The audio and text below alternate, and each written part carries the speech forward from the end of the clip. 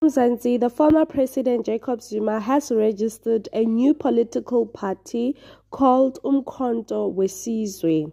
Jacob Zuma says the ANC, which he was part of for 64 years, has changed into an organization that he and many others can no longer recognize. The former president Jacob Zuma says, "My conscience will not allow me to lie to the people of South Africa and pretend that the ANC of Ramaphosa is the ANC of Luthuli, Tambo and Mandela.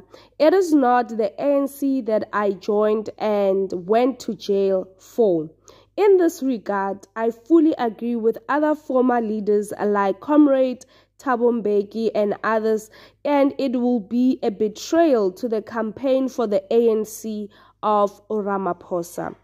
Anyway, Mzansi, elections or voting are starting next year, and Jacob Zuma has started a political party called Umkhonto with Sizwe. Anyway, Mzansi, till I see you again, please do not forget to like my video, subscribe to my channel, please hit the bell for the notifications. Bye-bye.